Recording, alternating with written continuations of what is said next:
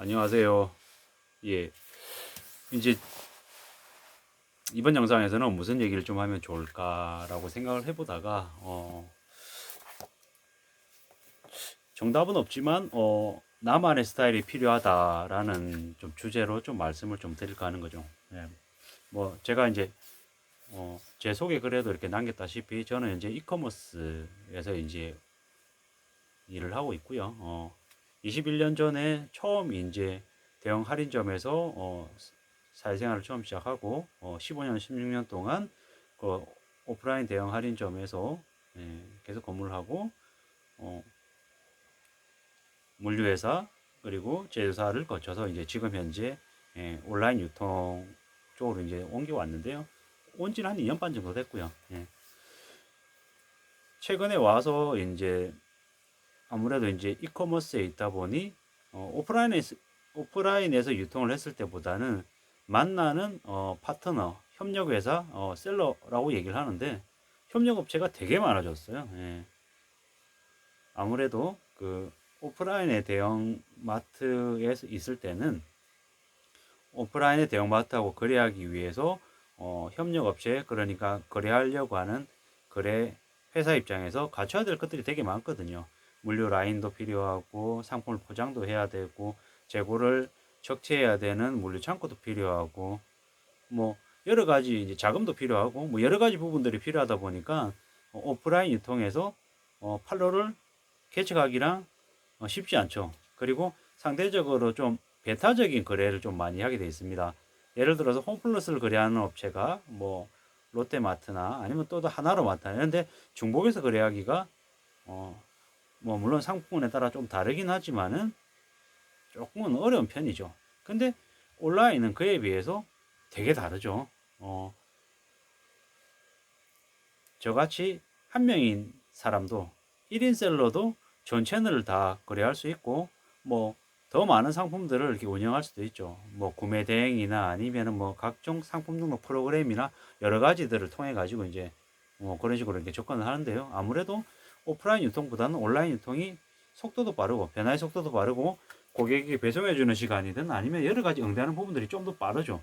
그러다 보니까 저같이 오프라인에서 유통생활을 하던 사람이 여기 와서 이제 적응하는 데는 조금은 더 이제 속도감 때문에 이제 적응하는데 조금 이제 어려움이 좀 없진 않았던 건 사실이고요. 뭐 이랬건 저랬건 저도 이제 온라인 유통에서 한 몇 년째 있다 보니 또 이제 느끼는 새로운 부분들도 좀 없잖아 있고. 예. 한데 이제 최근에 들어서는 이제 어떤 생각이 들으냐면 점점 더 어, 온라인 유통도 과거에 비해서는 판매 가격보다는 상품의 스펙 그리고 상품의 구성 이런 것들이 좀 조금씩 더 높아지는 것 같더라고요. 어, 그리고 특히나 이제 코로나 팬데믹이 터지고 난 이후에 고객들이 온라인 쇼핑을 이제 되게 많이 했잖아요. 제일 수혜를 입은 데가 뭐 더 잘 아시다시피 뭐 쿠팡이고 아니면 뭐 배민이고 이러한 데고 나머지들도 좀뭐 고만고만하긴 한데 이런 상황에서 이제 최근에 이렇게 여러 가지 상황들을 보면 가격들이 상대적으로 조금씩 올라가는 것 같은 거죠. 예전에 정말 말도 못한 미친 가격으로 행사하던 것들이 조금씩 안 보이는 거예요. 뭐 작황 상황이 안 좋아서 혹은 외국인 노동자가 국내에 들어와서 수확을 못해서 뭐 등 여러 가지 이유가 있긴 하겠지만 아무래도 가면 갈수록 그 농산물 같은 경우에는 특히나 뭐 과일 같은 이런 품목들은 예전보다는 가격이 계속 올라가고 있더라. 그리고 가공식품들 중에서 뭐 야채, 채소 이런 것들이 들어가는 품목들의 가격도 감당이 안 되고요. 그나마 상대적으로 비식품 상품들은 가격이 좀 덜한가라고 생각을 했는데 그것 또한 그렇지 않더라고요. 제가 이제 오프라인에서 스포츠 관련한 상품들을 이제 오랫동안 취급을 해서 그와 관련되어 있는 이제 회사에 일하시는 분들하고 가끔 소통할 일이 있는데 뭐 수경, 수모 이런 것도 가격이 뭐 금세 오른다고 하더라고요.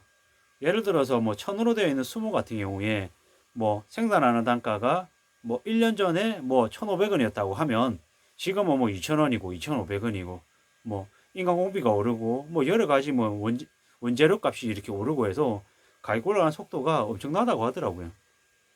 저도 이제 오늘 이제 어떤 품목을 찾다 보니까 가구 품목인데 찾다 보니까 판매 가격이 가격 끝전이 좀 이상해요. 보통의 경우에 뭐 99,000원, 119,000원, 뭐 109,000원 가격이 딱딱 끊어지는데 끝전에 이렇게 마치 그 수수료 이렇게 조정해 가지고 가격을 이렇게 급하게 이렇게 올린 것처럼 뭐 11만 뭐 3,900원 뭐 이런 식으로 조금 뭐지? 가격을 한번 이렇게 손을 봤구나라는 느낌이 좀 들 정도로 좀 그렇게 되어 있더라고요. 그걸 보면서 아, 이렇게 가격을 조정하는 그런 게 이제 특히나 작년 연말, 작년 하반기도 뭐 한 10월, 11월, 12월 그리고 올해 1월 들어서는 가격 변동 폭이 이게 높은가 보다라는 생각이 좀 점점 더 들었죠. 제가 작년에 이제 한 9월, 10월쯤에 이제 스낵 쪽 상품들을 좀 취급을 했었거든요. 제가 9월, 10월에 상품을 맞자마자 업체들이 저한테 바로 한 얘기가 뭐냐면 기존에 판매하던 품목들 다 중단하겠습니다. 왜요? 판매가를 올려야 됩니다. 왜요?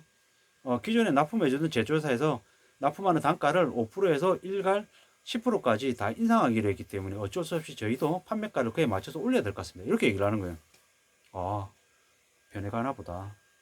뭐 예를 들어서 뭐 롯데 초코파이 뭐 세 통에 뭐 9,900원, 뭐 네 통에 9,900원 조금 헷갈리긴 하는데요. 그렇게 행사했을 때 9,900원 행사했다 그러면 지금은 그냥 1,900원 해야 되는. 그냥 이렇게 눈에 보일 정도 가격이 이제 올라가더라고요. 아, 이건가 보다. 뭐 P&G의 뭐 샴푸 가격이 이제 오른다고 하고 어느 품목이 가격이 오른다라고 하고 뭐 이제 저희들 같은 경우에는 이제 계속 이제 주로 보아오던 품목의 이제 가격은 어느 정도는 알잖아요. 근데 이제 그 품목들이 가격이 생각보다 빨리 오르는구나라는 생각이 좀 들었죠. 뭐 실제로 은행에서 이제 금리를 이제 대출 금리를 올릴 때 처음에 대출 금리가 3%인 거를 그냥 4%로 5%로 올리는 게 아니잖아요. 처음에는 우대 금리를 없애잖아요. 마찬가지로 이제 이커머스에서도 뭐 정상가를 갑자기 뭐 9,900원 파는 거 뭐 12,900원으로 이렇게 올리는 게 아니라 보통 정상가가 9,900원인데 행사가를 예를 들어 4,900원 하던 품목이 있으면 그 4,900원 하던 품목이 어느 생각부터 행사가가 4,900원이 아니고 5,900원으로 조금 상향 조정해서 하는 형태로 이렇게 이제 바뀌어 가더라고요. 아마도 올 1월이 지나고 2월, 3월, 뭐 올해 6월, 뭐 9월, 12월이 되면 2022년에는 가격이 계속 올라가지 않을까라는 이제 생각들이 이제 좀 들죠. 뭐 제가 이제 제조사에 있었을 때 뭐 회사에 있었는데 그 회사에서도 벌써 뭐 판매가 관련해 가지고 벌써 뭐 9%, 10% 가격 인상 계획에 따라 가지고 벌써 판매가를 다 뒤집어 엎더라고요. 그런 거 보면서 아, 제조사는 저렇게 바꿔가는구나. 그럼 결국에는 고객한테도 넘어오고 또 이제 저 같은 이제 소비자한테도 이제 똑같이 그 여파를 받으니까 아, 이런 식으로 이제 또 판매가 격이 이제 올라가는구나 이런 느낌이 드는 거죠. 예.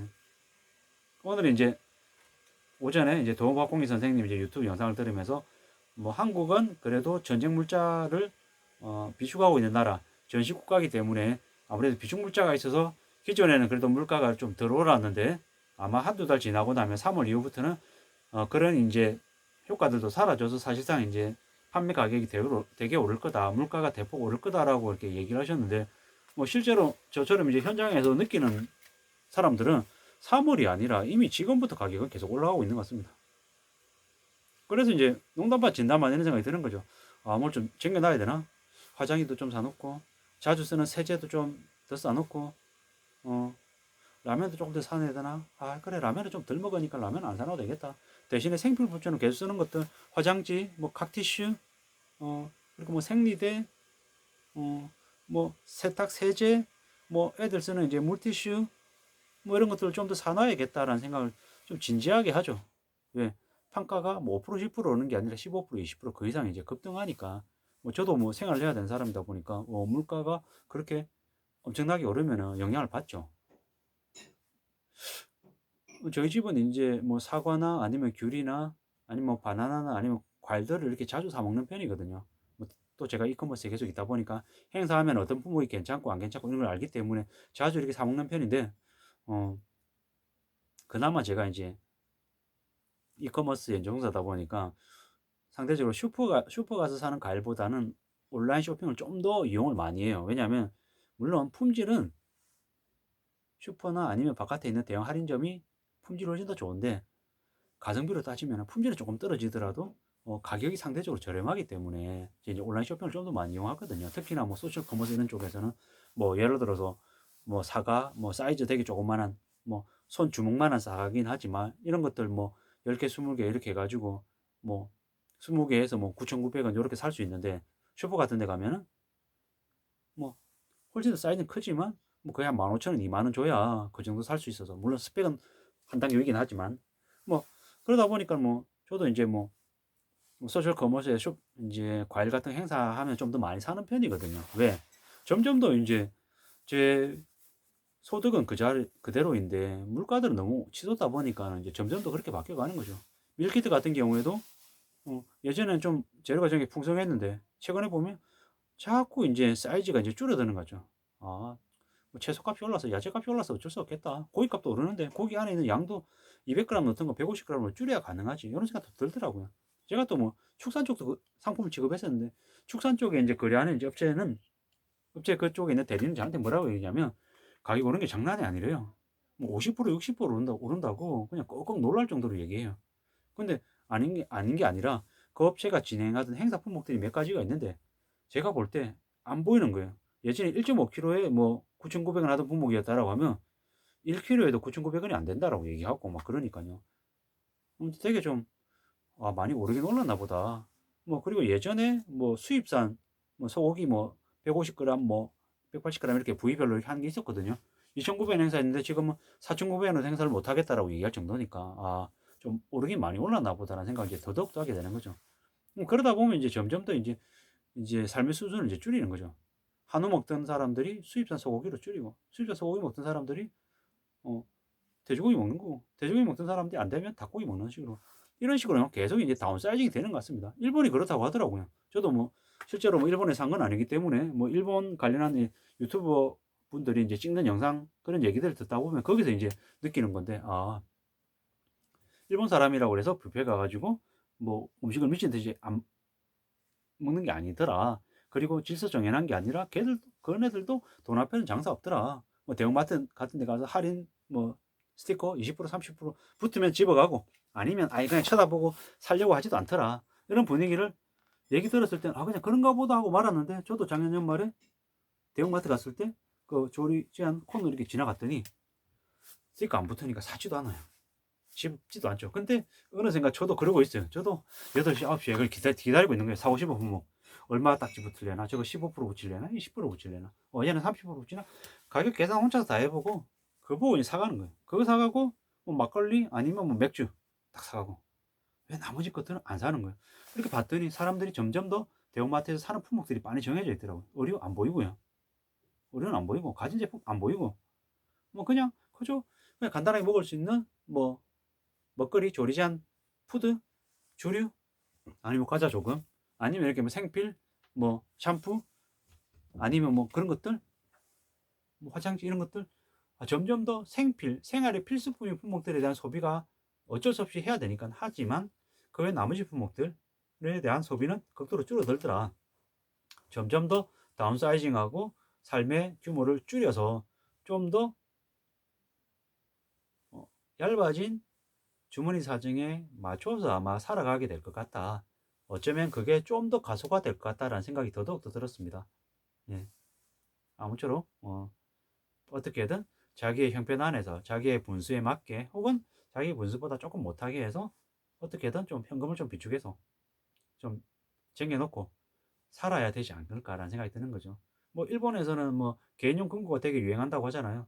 아마 한국도 앞으로 그렇게 될 것 같은 거죠. 개인용 금고 이렇게 해서 그 안에 이렇게 자기 돈을 이렇게 비축해 놓는 그런 형태로 되지 않을까라는 생각들도 해보고 아무쪼록 점점 더 2022년 뭐 한 해는 아마 물가 때문에 아마 되게 힘들어할 것 같다라는 생각이 들고 지금 당장 우리는 먹고 사는 게 최우선이기 때문에 뭐 부동산, 주식, 비트코인 혹은 뭐 다른 이렇게 자산에 투자하는 쪽에는 좀 더 보수적이고 조금 더 냉정한 시각으로 보는 게 좋겠다. 뭐 고성범 금융위원장께서 뭐 회색 골프수 얘기하고 자산 폭락을 얘기하고 유동성 파티가 이제 끝났다라고 얘기할 정도로 되게 충격적인 발언들을 하면 할수록 그걸 그냥 한 귀로 듣고 한 귀로 흘리는 게 아니라 좀 더 엄중하게 생각을 하고 우리 실생활을 어떻게 좀 살아갈 건지에 대해서는 좀 잘 좀 구상을 해놔야 될 것 같은 거죠. 우리가 오늘만 살고 내일 죽을 것도 아니고 1년만 살 것도 아니고 평생 살아가야 될 것이고 그리고 내가 사는 이 세상을 또 우리 자식들에게도 물려줘야 되잖아요. 그렇기 때문에 아무쪼록 어, 세상을 좀 더 잘 바라보고 어떻게 좀 잘 대응하면서 살아가야 될지에 대한 우리 생활 태도 그리고 습관 이런 것들도 잘 좀 갖춰 나가고 안정적이고 무리한 욕심, 탐욕 이런 것들은 최대한 좀 멀리하고 내 생활에 내 삶에 나의 가치관, 나의 신념, 나의 방식을 좀 잘 이렇게 다듬어서 갈 수 있는 그런 모습들이 저나 여러분들에게 항상 만들어지면 좋겠다라는 생각이 들었습니다. 뭐 짐 로저스의 돈의 위기, 돈의 미래라는 책, 위기의 시대 돈의 미래라는 책을 이렇게 읽으면서 중간에 보니까 정답은 없지만 자신만의 스타일이 필요하다라는 그런 문구가 있어서 이 문구 때문에 좀 얘기를 하면 좋겠다는 생각이 들었거든요. 근데 얘기하다 보니까는 뭐 이커머스에서 현재 뭐 각 상품들의 이제 가격이 좀 오르고 있는 모습들이 있더라. 그래서 어떻게든 좀 다운사이징하고 좀 더 아끼면서 좀 소비 생활을 좀 줄여가며 살아야겠더라라는 말까지 좀 곁들이게 됐습니다. 아무쪼록 돈은 자기 분야에서 자기가 잘 아는 곳에서 벌 가능성이 크다라고 합니다. 흔히 자신의 분야에서 자신의 생업을 좀 잘 좀 구축해 나가서 평생 해 나갈 수 있는 그런 키트를 만들어 가셨으면 좋겠고 또한 위기의 시대에 긴축의 시대에 삶의 규모를 다운사이징해서 좀 더 안전하게 자신과 가족의 삶을 지켜나갔으면 좋겠습니다. 오늘 하루도 잘 마무리하시기를 간절히 바라겠습니다. 모자란 영상 시청해 주셔서 감사합니다. 고맙습니다.